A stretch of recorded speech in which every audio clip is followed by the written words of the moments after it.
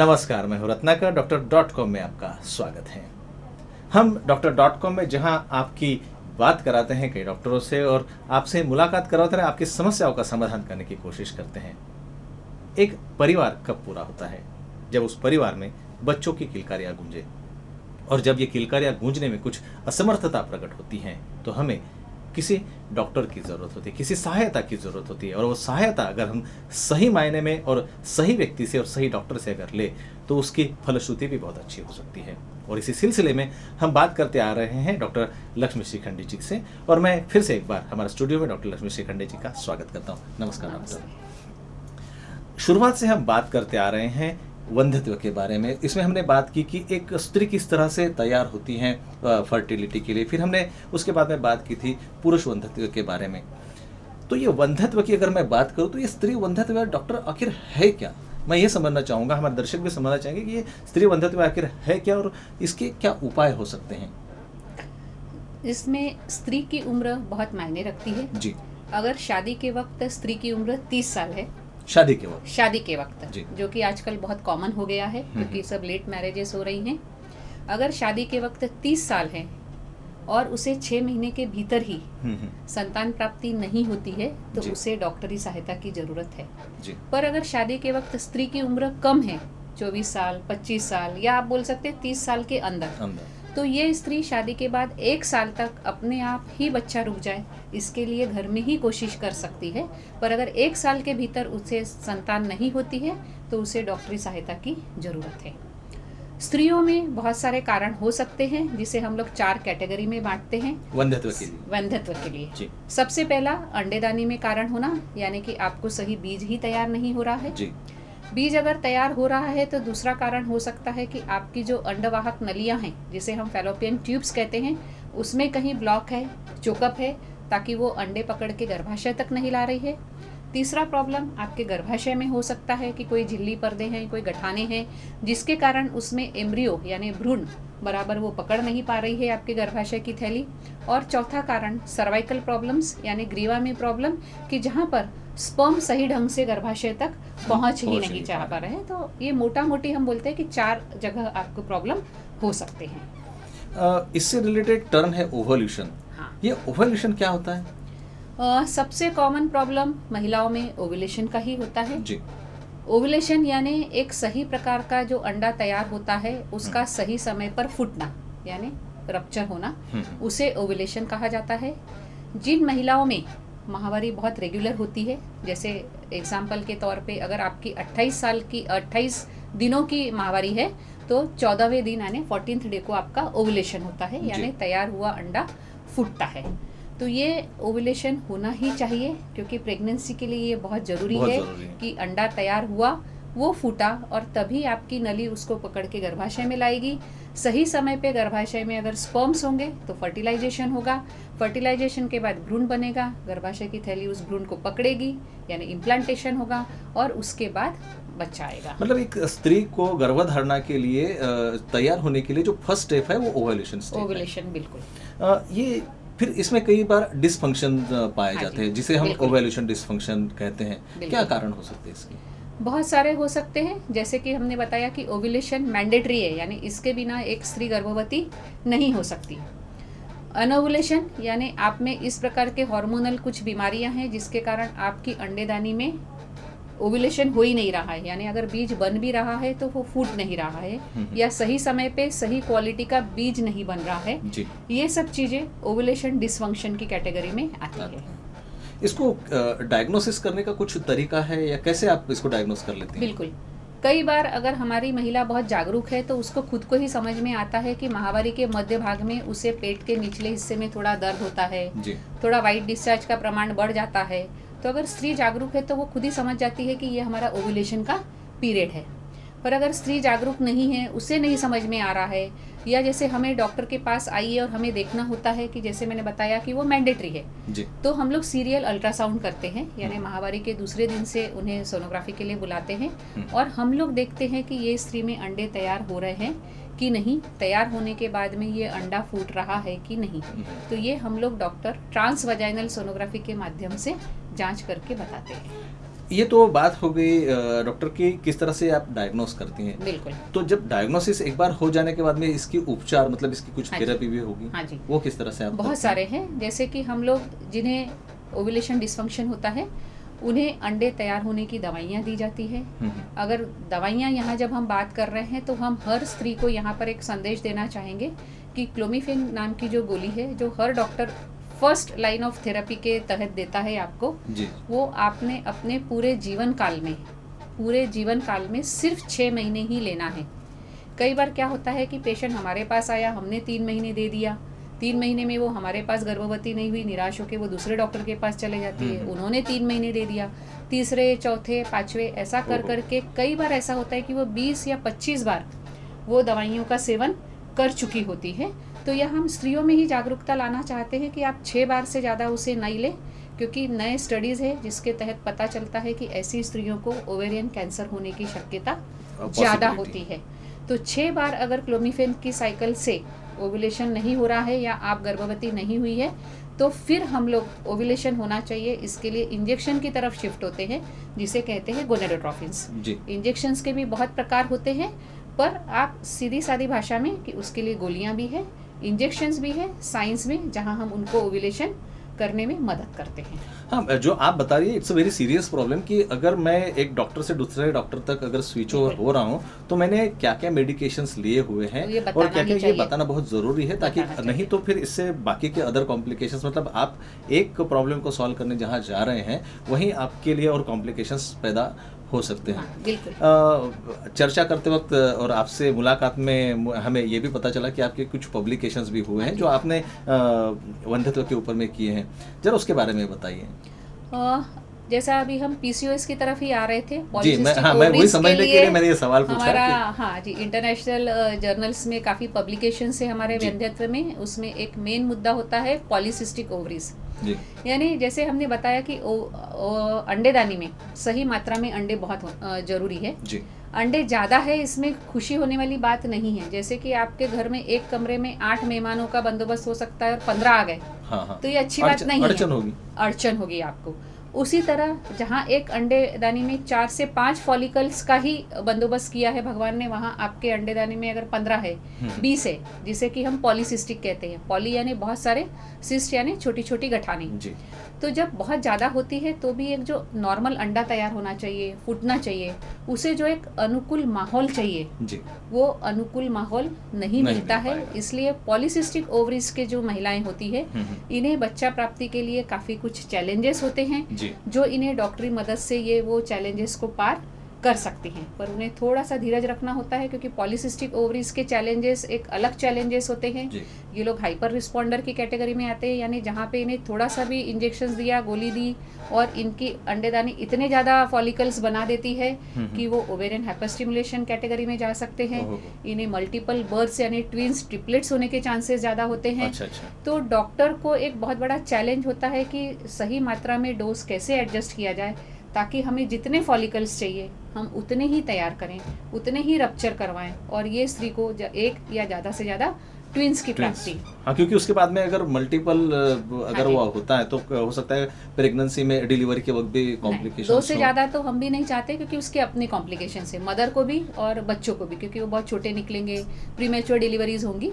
तो कहीं ना कहीं मतलब बर्थ जो बच्चे आएंगे उनके लिए भी कॉम्प्लिकेशंस हो सकते हैं। देखिए हम कई बार सोचते हैं कि किसी ट्रिपलेट हो गए और क्वाड्रुप्लिकेट वगैरह हो गए तो उसको हम रिकॉर्ड समझते हैं, लेकिन इसकी खुशियां मनाने से पहले हमें ये जानना बहुत जरूरी है कि वो जच्चा और बच्चा दोनों सबसे पहले सुरक्षित जो रहे। ये इसके कारण क्या है पीसीओएस के?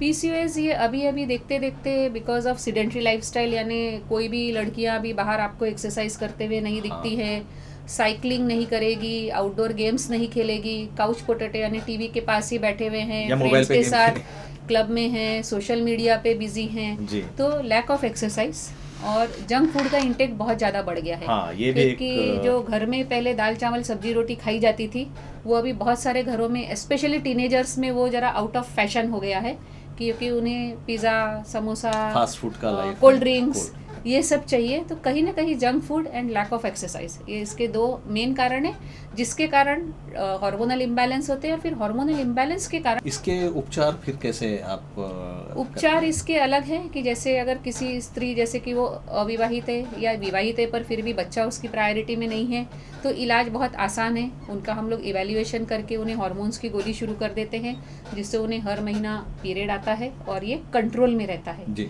या हम दर्शकों को ये जरूर बताना चाहेंगे कि पीसीओएस का कोई क्योर नहीं है कि आप हमारे पास आए कि मैडम आप इसको क्योर कर दो, ठीक कर दो, जैसे टाइफाइड मलेरिया ठीक होता है वैसे पीसीओएस ठीक नहीं होता है, इसको हम लोग कंट्रोल में कर सकते हैं। आपकी प्रायोरिटी पे डिपेंड करता है कि आप बच्चा चाहती हैं कि या हर महीने माहवारी चाहती हैं। बच्चा चाहती हैं तो उसका ट्रीटमेंट एकदम अलग है, जहाँ पर हमें इन्हें नॉर्मल अंडा तैयार करवाना होता है, ओव्यूलेशन करवाना होता है और प्रेगनेंसी कैसे जल्दी से जल्दी रुक जाए उसके लिए हमें ट्रीटमेंट करना होता है। लेकिन जैसा आप कह रही थी तो एक गर्भधारणा के लिए रेगुलर पीरियड आना भी तो जरूरी है ना? नहीं, ऐसा बिल्कुल नहीं। जैसा हमने पिछले बार भी बताया था, अभी भी बता रहे हैं कि हर महीने माहवारी आना ही चाहिए, ये बिल्कुल भी जरूरी मतलब जो मन में एक धारणा है इस तरह की, हाँ, तो ये गलत है। हाँ, ये गलत है क्योंकि पीसीओएस वालों को तो बहुत बार 4-4, 6-6 महीने पीरियड ही नहीं आता है, 1-1 साल पीरियड ही नहीं आता है। अच्छा। इसीलिए मैंने कहा कि अगर बच्चा प्रायोरिटी में है तो उसका इलाज अलग है, बच्चा प्रायोरिटी में नहीं है तो माहवारी लाना बहुत आसान है। जैसा आप बता रही, तो जैसे ये पीसीओएस इस दौरान बहुत ज्यादा पैनिक होने की भी जरूरत नहीं है, we can control it. Yes, अभी तो आज के जनरेशन में तो ये बहुत कॉमन है पीसीओएस, यानी ओपीडी में हर तीसरी चौथी जो भी महिला आती है उसे पीसीओएस का प्रॉब्लम है। लेकिन इस दौरान अगर कॉमन है, लेकिन इस दौरान अगर जो कुमारिकाएं हैं उनके पेरेंट्स को तो बड़ी टेंशन हो जाती है। हाँ जरूर, बिल्कुल, वो तो पैनिक मोड में ही बैठे होते हैं क्योंकि उनकी प्रायोरिटी होती है कि हमारी बच्ची को हर महीने माहवारी आना ही चाहिए। जो भी हम लोग काउंसलिंग करके समझाते हैं कि हर महीने माहवारी आना ही चाहिए, ये भी जरूरी नहीं है। नहीं आती है तो इसके कोई भी साइड इफेक्ट शरीर में नहीं है। सजेस्टिव ये है कि आप उसका रेगुलर चेकअप डॉक्टर से, सही डॉक्टर से आप करवाएं। अगर कुछ करना ही है तो जंक फूड कम करें, एक्सरसाइज चालू करें ताकि आपके हार्मोन्स कंट्रोल में आ जाए। लाइफस्टाइल को थोड़ा सा आप ट्रेडिशनल वे में अगर जाए तो कंट्रोल हो सकता है। एक और टर्म है डॉक्टर, पीओएफ, जिसे प्रीमैच्योर ओवेरियन फेलियर कहते हैं, ये क्या है? जैसे कि बहुत ज्यादा होना अच्छा नहीं है, उसी तरह बहुत कम होना भी अच्छा नहीं है, जैसे कि इसका नाम ही है प्रीमैच्योर, यानी समय से पहले अगर आपकी अंडेदानी काम करना बंद कर दे।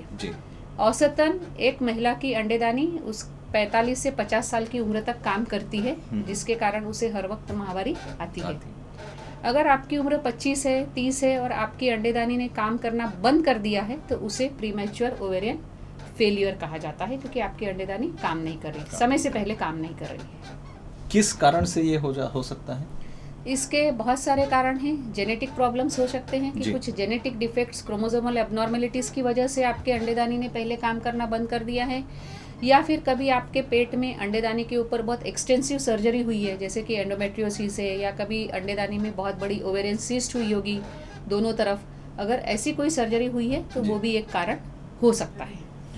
इसका उपचार आप कैसे करती हैं? प्रीमैच्योर ओवेरियन फेलियर का सबसे पहले दर्शकों को ये बताएंगे कि डॉक्टर के पास इसका कोई भी इलाज नहीं है। हमारे पास ऐसा कोई गोली, दवाई, इंजेक्शन नहीं है कि हम दे दें और आपकी अंडेदानी काम करना शुरू कर दे। ऐसी कोई दवाई नहीं है। जिन्हें बच्चे नहीं चाहिए उन्हें समझाया जाता है कि आप इसे एक्सेप्ट करें कि आपकी अंडेदानी काम नहीं कर रही है, आपको माहवारी नहीं आ रही है, आप जबरदस्ती हार्मोन्स लेके माहवारी लाने का प्रयत्न ना करें। अब अगर आपको बच्चा चाहिए तो इसमें आपको टेस्ट ट्यूब बेबी ट्रीटमेंट की ही सहायता लेनी पड़ती है, और टेस्ट ट्यूब बेबी ट्रीटमेंट में भी एक डोनर साइकिल कहते हैं, यानी आपको दूसरी स्त्री से ही अंडे लेने पड़ते हैं।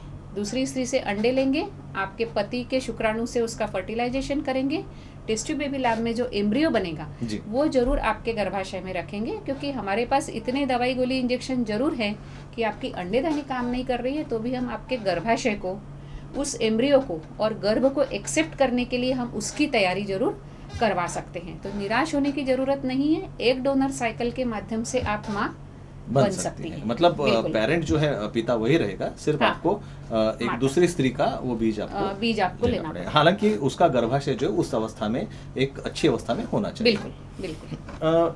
कई बार बांझपन के लिए डॉक्टर बीज वाहिनी नलिका का एक्सरे कराते हैं, तो ये क्या हर केस में कराना पड़ता है? क्यों कराना पड़ता है? क्योंकि अभी हमने ओव्यूलेशन से रिलेटेड सारा डिस्कशन कर लिया है कि अंडेदानी और इसका इम्पोर्टेंस कितना है ओव्यूलेशन का। जी बिल्कुल। दूसरा जो महत्वपूर्ण मुद्दा होता है वो नली, क्योंकि अंडा तैयार हो गया, फूट गया, पर अगर नली ही ब्लॉक है, हाँ। वो गर्भाशय तक लेकर ही नहीं आई तो आपको बच्चा नहीं रुकेगा। इसको बहुत जगह HSG यानी हिस्ट्रोसैल्पिंगोग्राफी किया जाता है, या सादी भाषा में एक्सरे के माध्यम से आप करा सकते हैं जी। ये रेडियोलॉजी के सेटअप में होती है, हम लोग रेडियोलॉजिस्ट के पास भेजते हैं, जहाँ पर वो डाई होता है जो इंजेक्ट किया जाता है गर्भाशय में, और वो देखा जाता है कि दोनों नली से बाहर आया कि नहीं, और रेडियोलॉजिस्ट रिपोर्ट लिख के देते हैं कि भाई आपकी दोनों नली बंद है, ब्लॉक है, या खुली है, या बंद है तो कौन से लेवल पर वो बंद है। तो हाँ, HSG के माध्यम से आप देख सकते हैं कि आपकी नली की परिस्थिति कैसी है। जैसे आप एक्सरे की बात कर रहे तो इसके लिए लेप्रोस्कोपी भी यूज कर सकते हैं? हाँ जी बिल्कुल, क्योंकि हमारा अपना अनुभव है कि जहाँ पर हमें नली की जांच करनी होती है तो लैप्रोस्कोपी एक्सरे की तुलना में बहुत सुपीरियर है, बहुत अच्छा है, एडवांस भी है, बहुत एडवांस भी है।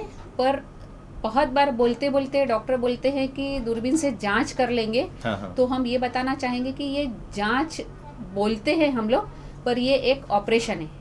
एक्सरे जांच की कैटेगरी में आता है क्योंकि वहाँ आपको सुंगनी नहीं लेनी होती है, आप OPD बेसिस पे जाते हो, इंजेक्शन इंजेक्ट करते हैं और एक्सरे लेकर आप वापस आ जाते हो। सही बात। पर लैप्रोस्कोपी जो है ये ऑपरेशन थिएटर में होती है, सुंगनी के डॉक्टर आते हैं, एनेस्थीसिया की जरूरत सुंगनी दी जाती है जी। तो ये एक ऑपरेशन है, तो आप अपने डॉक्टर से उसके बारे में सविस्तार चर्चा करें। ये एक्सरे की कंपैरिजन में इसलिए बेहतर है कि जब हम दूरबीन डालते हैं पेट में तो हमको आंखों से आपका पूरा पेल्विस यानी गर्भाशय, दोनों नली, अंडेदानी सब कुछ अच्छे से दिखती है। एक्सरे में ये नहीं पता पड़ता है कि आपका अंदर कुछ गर्भाशय या अंडेदानी में कुछ चिपका है क्या, जिसको हम एडिशंस कहते हैं। एंडोमेट्रियोटिक स्पॉट्स यानी एंडोमेट्रियोसिस जो होता है वो एक्सरे में दिखाई नहीं देता है। पेल्विक इन्फ्लेमेटरी डिजीज़ यानी आपकी नलियों में कहीं कुछ और सूजन है या कुछ प्रॉब्लम है, तो ऐसी कई चीज़ें हैं जो एक्सरे में दिखाई नहीं देती है, जो लैप्रोस्कोपी में ही दिखाई देती है। इसीलिए हम कहते हैं कि लैप्रोस्कोपी एक्सरे की तुलना में बेहतर है, पर लैप्रोस्कोपी एक ऑपरेशन। हाँ, मतलब इसमें आपको हो सकता है कि थोड़ी सी फिजिकल एक्सरसाइज ज्यादा हो, लेकिन इसके एक स्ट्रोक में आपको कई सारे रिजल्ट्स तुरंत पता चल जाएंगे। एक्सरे पर कॉस्ट डिफरेंस भी है। एक्सरे और लैप्रोस्कोपी जैसा हमने कहा ऑपरेशन है तो कॉस्ट डिफरेंस भी है, इसलिए आप पहले अपने डॉक्टर से चर्चा करें, समझें और फिर डिसाइड करें कि आप एक्सरे की तरफ जाना चाहते हैं या लैप्रोस्कोपी की तरफ जाना चाहते हैं।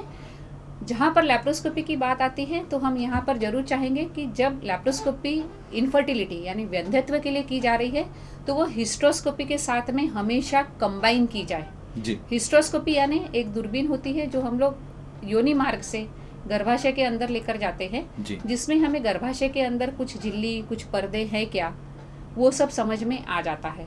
तो हमेशा ही हिस्ट्रोस्कोपी और लैप्रोस्कोपी एक ही सुंगनी में वंध्यत्व के मरीज के लिए यानी महिला के लिए करना हमेशा एडवाइजेबल है। वही कि जैसे हम बात कर रहे थे कि एक्सरे की एक जहाँ लिमिटेशंस है, वहीं अगर आप वैसे भी आपको ये अच्छी कारागर और उचित पद्धति भी है। हाँ, कॉस्ट वाइज डिफरेंस है, लेकिन आपको वन स्ट्रोक में अगर आप ये लेप्रोस्कोपी और उसके बाद में ये हिस्टीरियोस्कोपी अगर आप करते हैं तो रिजल्ट्स आपको बिल्कुल जल्दी मिलेंगे और अच्छे रिजल्ट्स आपको, क्योंकि एक्सरे पेनफुल होता है। एक्सरे में अगर कुछ भी डाउट है तो आपको लैप्रोस्कोपी की तरफ आना ही पड़ता है। हिस्ट्रोस्कोपी में लैप्रोस्कोपी आपको सिर्फ ये बताती है कि गर्भाशय में कुछ डिफेक्ट है, पर हिस्ट्रोस्कोपी आपको ये बताएगी कि ये डिफेक्ट पॉलिप है कि फाइब्रॉइड है कि एडिशंस है। दूसरा सबसे बड़ा फायदा हिस्ट्रोस्कोपी और लैप्रोस्कोपी का ये है कि आप उसी सुंगनी को बढ़ाकर अगर अंदर कोई डिफेक्ट दिखता है तो आप वहीं की वहीं उसी डिफेक्ट को ठीक कर सकते हैं। जैसे पॉलिप है, हम उसको निकाल देते हैं। अगर हमने दवाई डाली और हमें दिख रहा है कि नली ब्लॉक है तो वहीं की वहीं हम लोग उसका कैनुलेशन करते हैं और नलियाँ खोल देते हैं। लैप्रोस्कोपी में अगर कहीं एडिशंस है, कुछ चिपका हुआ है तो वहीं की वहीं एडिजोलाइसिस यानी वो जो चिपका है उसको हम लोग खोल देते हैं। तो डायग्नोसिस और ऑपरेशन ये एक ही सिटिंग में हिस्ट्रोस्कोपी और लैप्रोस्कोपी में पॉसिबल है कि जहाँ पे निदान भी हो गया और आपका उपचार भी हो गया। मतलब ये सही और कारागर ये बिल्कुल। बांझपन के लिए विविध स्टेजेस पे हमने बात कर ली, तो गर्भाशय से रिलेटेड जो समस्या है वो क्यों आती है? के भी काफ़ी समस्याएं हो सकती हैं, जैसे कि अभी दिन पर दिन जो हमारी महिलाएं आ रही हैं हमारे पास वो 35 साल से ऊपर होती है, 40-45 साल की होती हैं। इसलिए गर्भाशय को भी प्रॉपर ढंग से इवैल्यूएशन करना यानी उसकी भी जांच करना बहुत ज़रूरी होती है जी। जो सबसे पहली जांच हम लोग हर महिला बांझपन में करते हैं उसे ट्रांसवजाइनल सोनोग्राफी कहते हैं जी। ट्रांसवजाइनल सोनोग्राफी में हमें मोटा मोटी तौर पे गर्भाशय के अंदर कोई डिफेक्ट है क्या, यानी ये गर्भाशय में कहीं छोटा मोटा पॉलिप यानी मांस का टुकड़ा है क्या, फाइब्रॉइड यानी कोई गठाने हैं क्या, इसके अंदर जो एंडोमेट्रियल कैविटी होती है इसमें कहीं पानी भरा हुआ है क्या जी। इसमें कहीं टीबी के लक्षण है क्या, क्योंकि गर्भाशय भी एक बहुत महत्वपूर्ण मुद्दा है महिला बांझपन में, क्योंकि जो भी एम्ब्रियो इसके अंदर रखा जाएगा ये गर्भाशय अगर आपका एक्सेप्ट करने की कंडीशन में नहीं है तो फिर से आपको प्रेगनेंसी नहीं रुकेगी। तो इसलिए इम्प्लांटेशन बहुत ज़रूरी है, जिसके लिए गर्भाशय का भी इवैल्यूएशन यानी उसकी भी सारी जांचें बहुत ज़रूरी है। ट्रांसवजाइनल सोनोग्राफी पे अगर हमें कोई डाउट है तो हिस्ट्रोस्कोपी जो हमने ऑलरेडी आपको बताया है हिस्ट्रोस्कोपी करते हैं, यानी एक दूरबीन के माध्यम से हम लोग देखते हैं कि अंदर कोई डिफेक्ट है क्या, अगर है तो उसी सुंगनी को बढ़ाकर उसको ठीक कर दिया जाता है। अब तीसरा जो मुद्दा होता है, बहुत बार जो अंदर का लेयर होता है यानी अस्तर होता है जिसे हम लोग एंडोमेट्रियम कहते हैं, ये एंडोमेट्रियल लाइनिंग सही ढंग से सही थिकनेस में तैयार होना बहुत जरूरी है। यानी अगर मान लीजिए कि 14th डे को अगर अंडा गर्भाशय में आ रहा है तो मोटा मोटी तौर पे ये जो एंडोमेट्रियल थिकनेस है ये 6 मिलीमीटर और उसके ऊपर होना चाहिए, क्योंकि अगर ये 6 मिलीमीटर से कम है तो ये सही ढंग से तैयार हुआ अस्तर नहीं है और इसको भ्रूण पकड़ने की इसकी जो क्षमता है वो कम है जी। तो एंडोमेट्रियम के भी कुछ डिफेक्ट्स हैं क्या, ये इवैल्यूएट करना बहुत ज़रूरी है। तो गर्भाशय अपनी जगह पे है जहाँ पर उसको भी सही ढंग से इवैल्यूएशन होना ही चाहिए। इसका मतलब ये है कि चाहे आप किसी दूसरे स्त्री का भी अगर आप अंडा अगर डोनेट लेती हैं अपने पति के इसके साथ में, लेकिन इन सब के लिए आपका गर्भाशय का स्वस्थ होना सभी पैरामीटर्स में बेहद जरूरी है। और आप रेगुलर भी नॉर्मल कोर्स में भी अगर आपको गर्भधारणा होनी है तो आपका गर्भाशय का स्वस्थ होना बहुत जरूरी क्योंकि कई बार कुछ कंजेनाइटल मालफॉर्मेशंस भी होते हैं कि जहाँ पर जो स्त्री है उसे एक के बदले गर्भाशय के 2 हॉर्न्स है या अंदर कुछ सेप्टम है यानी बहुत बड़ा पर्दा है। तो ऐसे कुछ रेयर केसेस होते हैं कि जिनमें अंदर गर्भाशय में काफ़ी जन्मजात प्रॉब्लम्स भी होते हैं, जो जब तक आप डॉक्टर के पास नहीं जाते हो तब तक उसका भी डायग्नोसिस नहीं होता है। पर जो आपने कहा है बिल्कुल सही है, क्योंकि गर्भधारणा के लिए एक स्वस्थ गर्भाशय का होना बहुत जरूरी है। इसी टर्म में लास्ट टाइम भी हमारी बात चल रही थी, उस पर हमने बहुत ज़्यादा उस वक्त फोकस नहीं किया था। एक IUI टर्म भी होती है जो फर्टाइल नहीं हो पाते हैं उनके लिए एक थेरेपी है, ये वो क्या होती है? हाँ, क्योंकि यहाँ पर हम फीमेल इनफर्टिलिटी की बात कर रहे हैं तो जो चौथा फैक्टर हमने बताया था, सबसे पहला अंडेदानी का था, दूसरा नलिका का था, तीसरा गर्भाशय का था, अब चौथा यानी ग्रीवा पर आ गए हैं यानी सर्वाइकल फैक्टर, जहाँ पर अगर सर्विक्स कई बार होस्टाइल होता है यानी सर्वाइकल म्यूकस थिक होता है या सर्विक्स में ग्रीवा में कुछ ऐसे कारण होते हैं जिसके कारण स्पर्म पेनिट्रेट होकर गर्भाशय तक नहीं जा रहा है। ऐसे केसेस में हम लोग इंट्रा यूट्राइन इंसेमिनेशन यानी डायरेक्ट जो पति के स्पर्म्स होते हैं जब ये महिला में ओव्यूलेशन स्टडी की जाती है, जब सोनोग्राफी पे हमें समझता है कि इसके अंडे सही ढंग से तैयार हो गए हैं तो उन्हें अंडा फूटने का इंजेक्शन दिया जाता है और उसके हिसाब से टाइमिंग करके पति को बुलाया जाता है हॉस्पिटल में, जहाँ पर हम उन्हें बोलते हैं कि आप स्टेराइल कंटेनर में अपना सीमन सैंपल दीजिए। लैब में ये सीमन सैंपल को प्रोसेस किया जाता है, इसमें से डेड स्पर्म्स, इमोटाइल स्पर्म्स, पस सेल्स सब कुछ वॉश आउट कर दिए जाते हैं। एक छोटा सा सैंपल बनाया जाता है जिसमें सबसे बेहतरीन क्वालिटी के शुक्राणु होते हैं जो हम लोग एक बहुत ही फाइन ट्यूब से गर्भाशय के अंदर डायरेक्ट, इसे कहते हैं इंट्रा यानी अंदर, यूट्राइन यानी गर्भाशय के अंदर इंजेक्शन से शुक्राणु रखना, मतलब वो इंसर्ट करना है। हाँ जी। तो फीमेल फैक्टर में ये सर्वाइकल के कारण हो सकता है, पर जो IUI जब सबसे ज़्यादा सजेस्ट किया जाता है जहाँ पर पुरुषों में स्पर्म्स कम है उन लोगों के लिए ये IUI उनके लिए भी सुझाया जाता है। अच्छा, और कब ये कराना, उसका कोई ऐसा स्पेसिफिक टाइमिंग है कि ये कब कराना चाहिए या किस केसेस में कराना चाहिए? हाँ जी, IUI के अपने कारण होते हैं, जैसे कि मैंने बताया कि हमने सबसे पहले जब कोई भी हमारे पास दंपत्ति आता है तो सीमन एनालिसिस कंपलसरी होता है। सीमन एनालिसिस में अगर उसके स्पर्म के काउंट और मोटिलिटी कम है तो इसे ओलिगोस्पर्मिया कहते हैं, जी। तो मेल फैक्टर यानी जहाँ पर हम IUI सुझाते हैं। दूसरा ये सर्वाइकल फैक्टर कि जहाँ पे सर्विक्स होस्टाइल है, ये दूसरा फैक्टर। IUI बराबर माहवारी के दूसरे दिन से स्त्री को गोली या इंजेक्शन जो भी हमें उसके केस में उचित लगता है उसके हिसाब से ओव्यूलेशन के लिए दिया जाता है, क्योंकि IUI तब ही किया जाएगा जब आपने पहले ओव्यूलेशन है, क्योंकि अगर जी। अंडे ही नहीं है तो स्पर्म अंदर छोड़कर आपको कोई फायदा नहीं होगा। तो हमें अंडे भी देखना होता है, सही समय पे शुक्राणु भी रखना होता है, और उसके साथ में ही यूट्राइन फैक्टर यानी आपका जो अस्तर है उसे भी तैयार करना होता है, ताकि हम जो काम कर रहे हैं वो आपकी गर्भाशय की थैली एक्सेप्ट कर ले और आपको गर्भधारणा हो जाए। तो IUI भी एक डॉक्टरी भाषा में सरल है, पर इसमें तीनों फैक्टर पे काम किया जाता है। इसका मतलब हम सब एक बार घूम फिर कर वहीं आते हैं कि इन सब प्रोसेस के लिए स्त्री का गर्भाशय का एक स्वस्थ होना। एक बात छूट गई थी, जब एक सिस्ट होता है, गठाने की बात करी थी, उस पर थोड़ा सा आप डिटेल में बताइए ना। गर्भाशय में जो गठाने होती हैं, यह भी आजकल आमतौर पर काफ़ी केसेस में देखा जा रहा है। फाइब्रॉइड्स अभी दिन पर दिन उसे हमारी भाषा में फाइब्रॉइड्स कहते हैं। फाइब्रॉइड्स का प्रमाण भी बहुत बढ़ गया है। हर फाइब्रॉइड को निकालने की ज़रूरत नहीं होती है। कई बार पेशेंट पैनिक हो जाता है, जैसे ही उन्हें बताते हैं कि आपके गर्भाशय के अंदर 2 सेंटीमीटर की गठान है, 3 सेंटीमीटर की गठान है, पेशेंट एकदम पैनिक हो जाता है। यहाँ पर आप ये ध्यान रखिए कि गर्भाशय में अगर गठान है तो भी हर गठान को ऑपरेशन की ज़रूरत नहीं है। उसके कुछ क्राइटेरियाज होते हैं, जैसे कि ये गठान कितनी बड़ी है।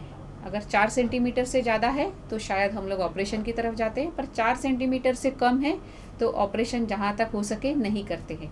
ये गठान की लोकेशन क्या है, गर्भाशय के अंदर है, गर्भाशय के बाहर है, फैलोपियन ट्यूब्स के बहुत पास में है क्या, ये गठान कहीं ऑब्स्ट्रक्शन कर रही है क्या, यानी कि ऐसी जगह पे है कि जहाँ से अंडे गर्भाशय में नहीं आ रहे हैं, या ऐसी जगह पे है क्या कि जिसकी वजह से स्पर्म्स गर्भाशय में नहीं जा रहे हैं, तो किस जगह पर है, कितनी बड़ी है, और इसकी वजह से हमारी महिला को क्या तकलीफ़ है।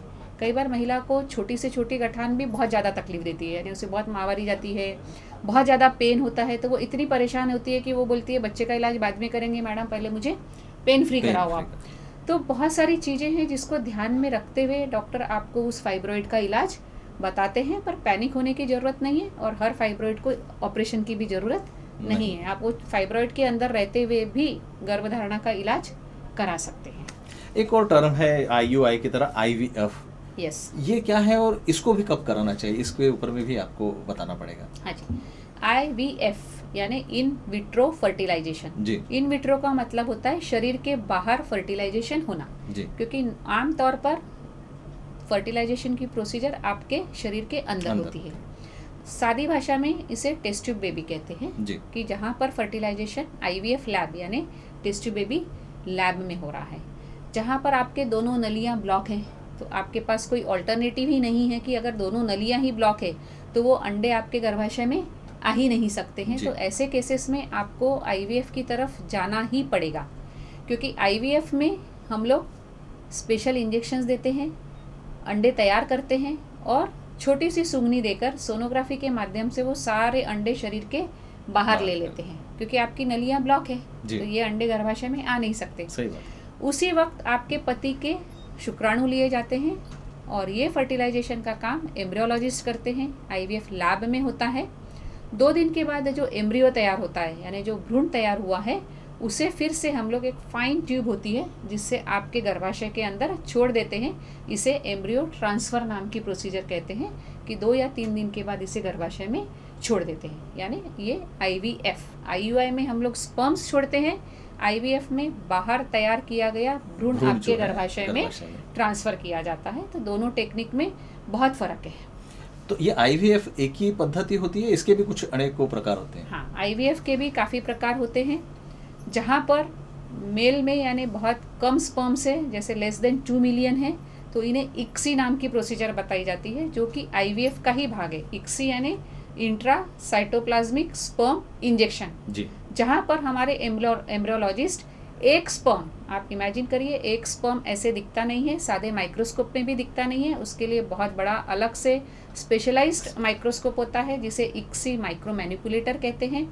उसमें देखकर हमारा एम्ब्रियोलॉजिस्ट एक स्पर्म पिकअप करता है सबसे बेस्ट, और वो एक स्पर्म को वो एक अंडे के अंदर ले जाकर फर्टिलाइज करता है। साइटोप्लाज्म यानी जो अंडे के अंदर फ्लूइड होता है उसे जी। साइटोप्लाज्म कहा जाता है। तो ये बहुत ही फाइन प्रोसीजर है कि एक स्पर्म को आप एक अंडे के अंदर ले जाकर फर्टिलाइज कर रहे हो, इक्सी। तीसरा हमने जो बताया एग डोनर, जैसे अगर आप में अंडे ही नहीं हैं, प्रीमेच्योर ओवेरियन फेलियर उसका कारण हो सकता है, या किसी महिला का उम्र 35 साल है, 40 साल है, ऑन एन एवरेज 40 साल के बाद में हम लोग एज ए डॉक्टर खुद ही एग डोनर साइकिल सुझाते हैं, क्योंकि ये लॉजिकली है कि आप में 40 साल के हो गए हो तो अंडे की क्वालिटी और क्वांटिटी दोनों ही कम होना शुरू हो जाती है। तो उसका तीसरा जो प्रकार बताया वो एग डोनर साइकिल, जहाँ पर आप अंडे जो है वो दूसरी स्त्री से आप ले रहे हैं। कई पुरुषों में शुक्राणु बिल्कुल भी नहीं होते हैं, स्पर्म डोनर आपको बाहर से लगता है। पिछले बार जो हमने बताया था कि हर एजुस्पर्मिया यानी जहाँ नील स्पर्म से उन्हें बाहर से डोनर सीमन लेने की ज़रूरत नहीं होती है। अगर आपके टेस्टिस में स्पर्म्स बन रहे हैं तो हम लोग टीसा, पीसा ये टेक्निक्स के माध्यम से आपके जो स्पर्म्स है वो आपके टेस्टिस में से ले लेते हैं, और फिर से हमारे एम्ब्रियोलॉजिस्ट ये जो स्पर्म्स लिए हैं इसको इक्सी के माध्यम से अंडे से फर्टिलाइज करते हैं। तो ये इक्सी, टीसा और पीसा से लिए हुए सैंपल्स से होता है। और जो सबसे लास्ट प्रकार होता है उसे कहते हैं सरोगेसी जी। तो इस तरह टेस्ट ट्यूब बेबी के भी 6 प्रकार है, क्योंकि कोई भी पेशेंट आता है तो सबसे पहले पूछता है मैडम टेस्ट ट्यूब बेबी है, कितना खर्चा लगेगा जी, कैसे करेंगे। तो उन्हें समझाया जाता है कि आप हमें पहले आपके केस में गर्भाशय कैसा है वो देखने दीजिए, आज के डेट में आप में अंडे कितने हैं वो देखने दीजिए, और आज के डेट में आप में शुक्राणु कितने हैं। वही कई बार पेशेंट्स बहुत बड़े बड़े फाइल्स ले आते हैं, रिपोर्ट्स बहुत पुरानी होती है, उसके बेसिस पे एज ए डॉक्टर हमें ओपिनियन देने में बहुत तकलीफ होती है, क्योंकि हमें आज आपके शरीर में क्या चल रहा है ये पता नहीं होता है। तो जब तक हम देखेंगे नहीं कि आपकी आज के डेट में आपकी केस क्या बोल रही है, क्योंकि टेस्ट ट्यूब बेबी में भी जैसे मैंने बताया कि 6 प्रकार हैं, तो हर प्रकार का खर्चा अलग होता है, हर प्रकार का सक्सेस रेट अलग होता है। तो जब तक इवैल्यूएट नहीं करेंगे हमें बताना मुश्किल है कि ये जो दंपत्ति हमारे सामने बैठा है इसे कौन से आईवीएफ की ज़रूरत है और उसका क्या सक्सेस रेट होगा और उसका क्या खर्च होगा। मतलब पेशेंट भी ये एक्सपेक्ट ना करे कि प्राइमा फेसी डॉक्टर आपको तुरंत वो बता दे बगैर किसी वो प्रोसेस को किए, बगैर किसी चेक। कई बार वो सामने बैठते हैं और मैडम बस हम सिर्फ टेस्ट ट्यूब बेबी के लिए आए हैं, आप खर्चा बता दो जी। तो वो जरा मुश्किल हो जाता है, क्योंकि ये उचित नहीं है कि हम आपकी केस समझे बिना आपको कुछ भी बता दें। किसी भी चीज का प्रॉपर डायग्नोसिस हो, प्रॉपर एनालिसिस हो, उसके बाद ही किसी नतीजे पर पहुंचे। तो अभी आपने सरोगसी की बात करी थी, तो ये सरोगसी कराना चाहिए, ये डिसीजन आप कब ले लेती हैं? सरोगेसी के अपने कुछ इंडिकेशंस होते हैं। अभी कैसा होता है कि महिलाएं सामने आके बैठ जाती हैं, मैडम मेरे 2 अबॉर्शन हो गए, 3 हो गए, मैं तो जॉब वाली हूँ, अभी मुझे मेरे पेट में बच्चा नहीं चाहिए। ये आप सरोगेसी की कैटेगरी में नहीं हो। सरोगेसी कहाँ करनी चाहिए? जहाँ दुर्भाग्यवश आपको जन्म से ही गर्भाशय नहीं है जी, या गर्भाशय है तो वो इतने छोटे आकार का है कि वो 9 महीना प्रेगनेंसी रखने में सक्षम नहीं है, या आपको कोई ऐसी बड़ी बीमारी है जैसे किडनी फेलियर है, आपका हार्ट फेल हो चुका है, या आपको ऐसा कोई डायबिटीज़ का प्रकार है कि जिसमें 9 महीने अगर आपके पेट में बच्चा रहता है, या कई स्त्रियां 100 किलो से ज़्यादा वजन होता है यानी मॉर्बिड ओबेसिटी होती है, ऐसी कोई भी कंडीशन कि जहां 9 महीना आपके पेट में बच्चा रखना आपकी सेहत के लिए अच्छा नहीं है, तो आपको सरोगेसी की तरफ जाना होता है। हाँ, मतलब उसके लिए भी एक फिजिकल चेकअप जो है वो महिला का प्रॉपर करने के बाद ही आप वो डिसीजन लेंगे। या किसी कारणवश आपका गर्भाशय निकालना पड़ जाता है, जैसे कोई ऑपरेशन कर रहे हैं डॉक्टर, आपका पहला सीजर हुआ है या नॉर्मल डिलीवरी हुई है और अत्यधिक रक्तस्राव हुआ है और डॉक्टर को मजबूरी में आपकी जान बचाने के लिए गर्भाशय ही निकाल देना पड़ा, और आपका वो बच्चा भी नहीं बचा और आप चाहते हैं कि अब आपको बच्चा हो, तो बच्चेदानी ही नहीं है, तो आपको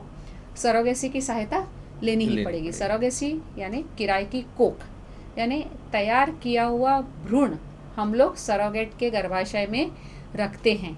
इसमें भी मेन मुद्दा है कि एम्ब्रियो तैयार करना, क्योंकि भ्रूण रखेंगे तो फिर से हमारे सामने जो दंपत्ति बैठा है हमें उनका इवैल्यूएशन और जांच तो करनी ही पड़ेगी कि आपकी अंडेदानी कैसी है, अंडे देने में सक्षम है कि नहीं है, शुक्राणु कैसे हैं, आपके पति के शुक्राणु सही ढंग से है कि नहीं, क्योंकि जो ICMR गाइडलाइंस है उसमें कम से कम एक गैमिट आपके होना ही चाहिए। गैमिट यानी आइदर अंडे या शुक्राणु। ऐसा नहीं हो सकता है कि आप कह दें कि शुक्राणु भी बाहर से ले लो, अंडे भी बाहर से ले लो और सरोगेट के गर्भाशय में रख दो और रेडीमेड बच्चा मिल जाए। ये गवर्नमेंट के रूल्स में नहीं है, अंडा या शुक्राणु, और बेहतर है कि दोनों। मतलब गवर्नमेंट की एक गाइडलाइन प्रॉपर उसमें बनी हुई है। Indian council of medical research की पूरी गाइडलाइंस है जो हम लोगों को बाध्य है, हम लोग सब उसी गाइडलाइंस के तहत काम करते हैं, फॉलो करते हैं।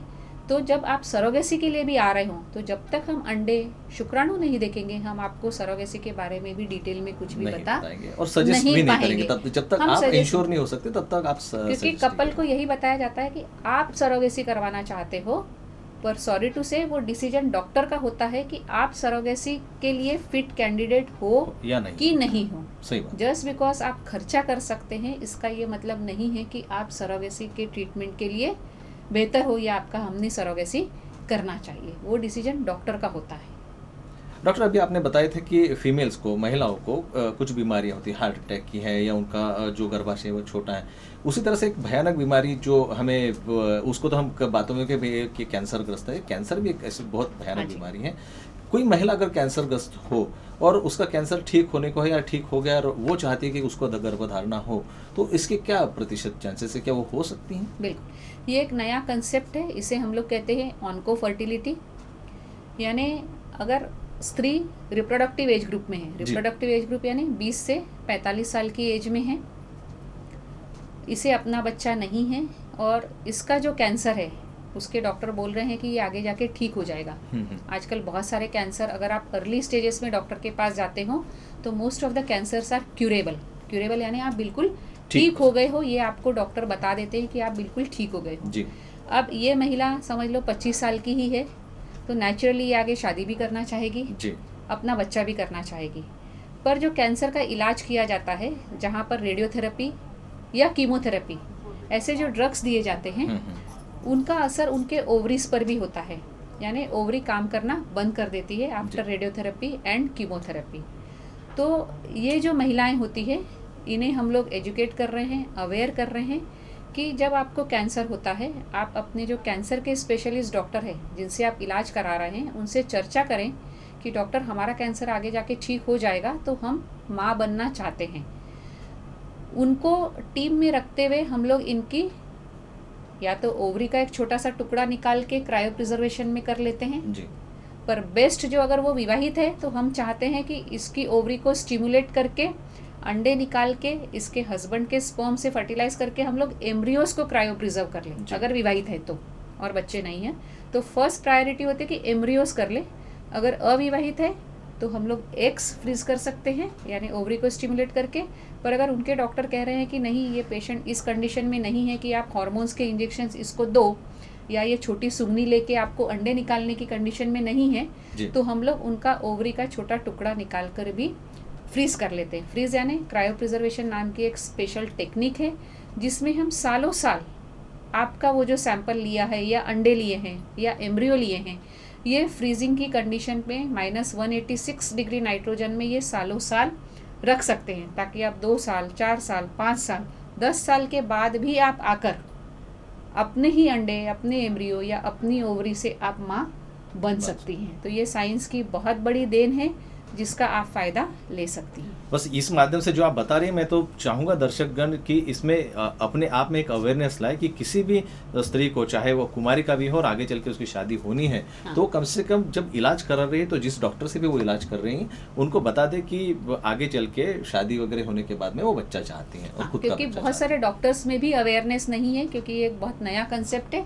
तो हम चाहते हैं कि पेशेंट में या उसके हस्बैंड में या माता पिता में, एक समाज में सबको अवेयरनेस आए कि हमारा साइंस अब इतना तरक्की कर गया है कि कैंसर ठीक होने के बाद भी हम माँ या पिता बन सकते हैं। पुरुष भी अपने स्पर्म्स हमारे पास फ्रीज में फ्रीजिंग करवा सकते हैं, यानी क्रायो प्रिजर्व करवा सकते हैं, और 5, 10, 15 साल के बाद आकर अपने स्पर्म्स लेकर वो भी पिता बन सकते हैं। तो दोनों के लिए ही, माता या पिता कैंसर ट्रीटमेंट के बाद बन सकते हैं। इतना सब होने के बावजूद एक सवाल मैंने लास्ट टाइम भी पूछा था, अभी फिर से एक बार मैं उस पर आपका मतलब फोकस चाहूँगा कि फिर से मेरे वो कि एक स्त्री भी सक्षम है, ऐसा पता चलता है कि स्त्री में भी कोई दोष नहीं है, पुरुष में भी कोई दोष नहीं है, फिर भी उनको बच्चा नहीं हो रहा है, तो फिर आपकी क्या उपचार पद्धति संभव है या उनको बच्चा हो सकता है? बिल्कुल, क्योंकि हमारे पास ऐसा कोई टेस्ट नहीं है कि हम आपको सर्टिफिकेट दे दें कि आप बिल्कुल सक्षम हो, चाहे जी। वो पुरुष हो या महिला हो। जी। जो साइंस में टेस्ट है वो देखकर हम बताते हैं कि भाई आपके टेस्ट नॉर्मल है। नॉर्मल। इसका ये मतलब नहीं है कि सब कुछ अच्छा है। जी। जहाँ सारे रिपोर्ट्स नॉर्मल है वो आप ऑटोमेटिक अनएक्सप्लेन्ड इनफर्टिलिटी की कैटेगरी में आ जी। गए हो। अनएक्सप्लेन्ड इनफर्टिलिटी वालों को सबसे पहला जो एडवाइस दिया जाता है वो लाइफस्टाइल मॉडिफिकेशन का दिया जाता है कि आप स्ट्रेस से खुद को दूर रखें, बैलेंस डाइट लें, योगा मेडिटेशन करें। इन्होंने अगर IUI नहीं किया है और दोनों की एज 30 साल के आसपास है तो IUI से शुरू करते हैं। पर अगर उम्र इनकी 35 साल है तो इनके अंडे और शुक्राणु को देखते हुए इन्हें IVF के माध्यम से बच्चा होने के चांसेस बहुत ज़्यादा है। ऑलमोस्ट 60 to 70% इस तरह के जो अनएक्सप्लेन इनफर्टिलिटी वाले कपल्स होते हैं इन्हें टेस्ट ट्यूब बेबी के माध्यम से ये लोग संतान प्राप्ति में सफल हो जाते हैं। जाते जाते हमारे दर्शकों को, जैसे हम लोगों ने अब तक बात की कि किस तरह से एक स्त्री का फर्टाइल होना, उसका गर्भधारणा के लिए तैयार होना, पुरुष वंध्यत्व के ऊपर में हमने बातें की, उसके कई थेरेपीज के ऊपर में बातें की, लेकिन समाज के लिए आज भी कहीं ना कहीं अवेयरनेस की कमी है। तो इस अवस्था में आप हमारे दर्शकों को क्या सलाह और क्या संदेश देना चाहेंगे? सबसे पहले तो हम महिलाओं से ही बात करना चाहेंगे कि आजकल महिलाओं ने जो किया है, शादी को पूरा बैक सीट पे डाल दिया है। जल्दी शादी करना नहीं चाहती हैं। शादी कर भी लिया तो करियर ओरिएंटेड होती है, फाइनेंशियली सेल्फ सफिशिएंट होना चाहती है, उसके बाद ये लोग प्रेगनेंसी का विचार करते हैं। और एज अ फर्टिलिटी स्पेशलिस्ट हमारा सबसे बड़ा कंसर्न होता है महिला की उम्र, क्योंकि जहाँ पे स्त्री की उम्र 30 साल हो जाती है उसमें अपने आप अंडे की क्वांटिटी और क्वालिटी दोनों ही कम होना शुरू हो जाते हैं। तो आप ये ज़रूर कोशिश करें कि आपको 30 साल तक कम से कम एक बच्चा तो हो जाए, जो आजकल बहुत सारी लड़कियां जिसके लिए मेंटली प्रिपेयर नहीं होती है। तो हम ये सबसे बड़ा बदलाव पहले तो हमारे महिलाओं में चाहते हैं कि आप शादी को भी सही समय पर सही प्रायोरिटी दें, फैमिली को भी प्रायोरिटी दें और प्रेगनेंसी को भी प्रायोरिटी दें। करियर, पैसा ये सब तो साथ में चलता ही रहेगा, पर अपनी एज को ध्यान में रखते हुए उसे प्रायोरिटी दी जाए। दूसरा, लाइफस्टाइल मॉडिफिकेशन, क्योंकि जहाँ स्त्रियाँ करियर ओरिएंटेड हो गई वहाँ पे स्ट्रेस का प्रमाण बहुत ज़्यादा बढ़ गया। यानी पति भी कमा रहा है, पत्नी भी कमा रही है। जब ये लोग रात को आते हैं तो इन्हें बेडरूम के लिए, यानी बेडरूम में सेक्स के लिए समय नहीं होता है या वो माइंडसेट नहीं होता है। और अगर आपके शारीरिक संबंध ही सही समय पर सही प्रमाण में नहीं बन रहे हैं तो आपको प्रेगनेंसी कैसे रुकेगी? तो कहीं ना कहीं आप अपना लाइफस्टाइल मॉडिफिकेशन करें, जो एक नेचुरल प्रक्रिया है जिसमें कि आप खुद ही घर में ही माँ और पिता बन सकते हैं, उसको ज़रूर प्रायोरिटी दें। यानी आप कोशिश करें कि आपके रिलेशंस नॉर्मल हो और आपके शारीरिक संबंध बनते रहे। क्योंकि कई पेशेंट्स आते हैं डिस्टेंट मैरिजेस, कि नागपुर में पत्नी है, पति कहीं और है, या पति यहाँ है, पत्नी कहीं और है, और इन्हें बच्चा चाहिए होता है। ठीक है, डिस्टेंट मैरिजेस हैं तो साइंस आपके लिए है, हम लोग आपकी हेल्प करते हैं। क्योंकि स्पर्म्स कई बार डिस्टेंट मैरिजेस में हम लोग जो एडवाइस करते हैं, वो हस्बैंड को जब उसे छुट्टी है वो आके हमारे पास में स्पर्म्स क्रायो प्रिजर्वेशन कराकर चला जाता है, और जब वाइफ को समय है तब वो आकर अपना ओवेरियन स्टिमुलेशन करवाती है, अंडे तैयार करवाती है, और ये जो स्पर्म से ही हम लोग IUI या IVF के माध्यम से उसमें इस्तेमाल करते हैं, ताकि डिस्टेंस मैरिजेस में भी इनको अपना बच्चा प्राप्त हो सकता है। चौथा जो टेक होम मैसेज हम देना चाहेंगे कि साइंस बहुत आगे बढ़ गया है। अभी भी हमारे पास बहुत सारे दंपत्ति आते हैं जो 4 IUI 6 IUI के बाद एकदम हतबल हो जाते हैं, निराश हो जाते हैं कि मैडम अब हम क्या करें, अब तो हमें बच्चा होगा ही नहीं, अब क्या करें। निराश हो जाते हैं, बिल्कुल निराश हो जाते हैं कि अब क्या करें। क्योंकि उन्होंने 4 साल 6 साल 8 साल 10 साल इतने डॉक्टर्स के पास जाकर आए हैं। कई बार उन्हें सही मार्गदर्शन नहीं मिलता है, कई बार मार्गदर्शन मिलता है तो कुछ पैसे की मजबूरी होती है, जिसमें इनका काफ़ी सारा समय चला जाता है। और जब तक ये एक सही सेंटर में पहुंचते हैं तब तक ये लोग बहुत ज़्यादा physically, mentally, financially drain out हो जाते हैं। तो यहाँ पर हम चाहेंगे कि आपको साइंस में बहुत सारे ऑप्शंस हैं। हम किसी को भी ये नहीं कहते हैं कि आप माँ नहीं बन सकती हो या पिता नहीं बन सकती हो, क्योंकि मैंने बताया कि IVF से लेके सरोगेसी तक, यानी अगर आप में अंडे नहीं हैं तो भी एक डोनर से आप माँ बन सकते हो, अगर आप में शुक्राणु नहीं है तो भी टीसा पीसा या स्पर्म डोनर से माँ बन सकते हो, और आप में गर्भाशय नहीं है तो आप सरोगेट की मदद से माँ और पिता बन सकते हो। तो आप देखिए कि लॉजिकली एज ए डॉक्टर हम किसी को भी नहीं बोल पाते हैं कि आप नहीं बन पाओगे। तो उम्मीद की एक किरण आपको दिखाई नहीं। उम्मीद बिल्कुल, यस, सारा संसार उम्मीद की किरण पर ही टिका हुआ है। जहां आप उम्मीद छोड़ दोगे वहां आप कुछ नहीं कर पाओगे। दूसरा यहाँ पर बताना चाहते हैं कि हर पेशेंट गारंटी चाहता है। वो सामने बैठेगा, सबसे पहले पूछेगा कि मैडम गारंटी ले रही हो आप, तो मैं ट्रीटमेंट करूँगा। आप, हमारा साइंस बहुत अनप्रेडिक्टेबल है, इसकी अपनी अनसर्टेनिटीज़ है, जो एक सीधी सादी भाषा में हम लोग सबको समझाते हैं कि भगवान ने सारे अधिकार डॉक्टर को नहीं दिए। अगर इतना आसान होता कि हम गारंटी ले ले कि हम आपको बच्चा दे देंगे, तो पूरे संसार में कोई भी निसंतान नहीं होता। आप इंडिया की बात करेंगे, पर अमेरिका जाएंगे, लंदन जाएंगे, जितने भी विकसित देश है जहाँ साइंस की कमी नहीं है, डॉक्टर्स की कमी नहीं है, टेक्नोलॉजी की कमी नहीं है, पैसे की भी कमी नहीं है, वहाँ पर भी कई बार 6 टेस्ट ट्यूब बेबी करके भी उन्हें संतान प्राप्ति नहीं हुई है। तो ये आपके ऊपर डिपेंड करता है कि आप ग्लास जो है वो आधा भरा है या आधा खाली है, किस एंगल से देख रहे हो। जो मरीज या जो दंपत्ति बहुत पॉजिटिव थिंकिंग के साथ में आते हैं कि नहीं मैडम आप आगे जाइए, उन्हें सक्सेस रेट हर केस में अलग होता है, सक्सेस रेट समझाया जाता है, कॉस्ट समझाई जाती है। उसके बाद जो सिर्फ गारंटी के ही चक्कर में रह जाते हैं कि कितनी गारंटी है, वो इलाज के लिए आगे नहीं बढ़ पाते हैं। क्योंकि ये आप पढ़े लिखे हो, आप खुद ही समझ सकते हो कि गारंटी कैसे दे सकते हैं, पॉसिबल ही नहीं है। अगर कोई दे रहा है तो गलत है, क्योंकि हमारे साइंस में गारंटी ये शब्द है ही नहीं। तो आप समझिए, गूगल है, इंटरनेट है, आप जाइए, डिस्कस करिए, अपने डॉक्टर से चर्चा करिए, कॉस्ट समझिए, सक्सेस रेट समझिए, पर गारंटी हमारे पास नहीं है। तो आप जितना पॉजिटिव थिंकिंग से ट्रीटमेंट करेंगे, हमारे सेंटर से 50 साल की महिला भी माँ बनकर गई हुई है, 55 साल का पुरुष भी पिता बनकर गया हुआ है। तो क्या इनकी हमने गारंटी ली थी? काउंसलिंग के वक्त उन्हें सक्सेस रेट बताया था, पर ये लोग बहुत पॉजिटिव थे कि नहीं हम चांस लेना चाहते हैं, हम करना चाहते हैं, आप हमारा इलाज करिए। तो जब आप कदम ही नहीं बढ़ाएंगे, आप ट्रीटमेंट ही नहीं करेंगे, आप प्रयत्न ही नहीं करेंगे, तो आपको यश क्या देंगे? जैसे कि हम भगवान कृष्ण का ही उदाहरण देते हैं काउंसलिंग में भी कि कर्म किए जा, फल की आशा मत कर। अगर आप कर्म ही नहीं करोगे और भगवान को फल भी देना है, तो वो आपको कैसे देगा? आप 45 साल की हो, आप में अंडे ही नहीं है, तो चमत्कार तो नहीं होगा, सवाल ही नहीं आता। तो आप रियलिस्टिक एक्सपेक्टेशन से ट्रीटमेंट करवाइए। यहाँ पे वही रियलिस्टिक हम चाहते हैं कि आप रियलिस्टिक एक्सपेक्टेशन और अपना फैक्ट से जुड़े रहें। बहुत ज़्यादा एबनॉर्मल एक्सपेक्टेशन नहीं करिए, पर एट द सेम टाइम आप सारे फैक्ट्स भी समझिए अपने केस के से संबंधित, उसके बाद में डिसीजन ले। और पूरी एक बार डिसीजन ले लिया तो फिर पूरी पॉजिटिव थिंकिंग से वो ट्रीटमेंट को आप पार करें। साइंस बहुत आगे बढ़ गया है, हर दंपत्ति को आशा के साथ आगे जाएं। हम तो चाहते हैं कि हमारे पास जितने भी दंपत्ति आ रहे हैं वो सभी हमारे यहाँ से संतान प्राप्ति के साथ में ही घर पर जाएं। सही बात कही आपने। भारतीय संस्कृति की देन है कि यहाँ पर शादियाँ जो होती हैं उसका एक प्रमाण है, हर चीज़ एक वक्त पे होनी चाहिए और हम भी उसका आदर करें। आपसे बात करते हुए एक चीज़ तो मैं समझ में आया कि जब भी शादी हो, जब भी फर्टिलाइज की या गर्भधारणा की बात करें, तो उसमें स्त्री का एज, पुरुष का एज एक बहुत ही इम्पोर्टेंट फैक्टर है। अपने आप की सुरक्षितता के लिए, अपने आप की सेहत के लिए हमें इस बात का बहुत ध्यान रखना है। मराठी एक कहावत है, केल्याने होता है रे अधिक केलीची पाहिजे।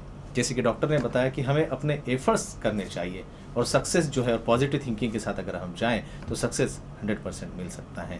हम आशावादी रहें। डॉक्टर साहिबा का मैं शुक्रिया अदा करता हूं कि फिर से एक बार उन्होंने हमें इतना यहाँ आकर हमारे गाइडलाइन किया और हम आगे भी बात करते रहेंगे। बहुत बहुत शुक्रिया, धन्यवाद।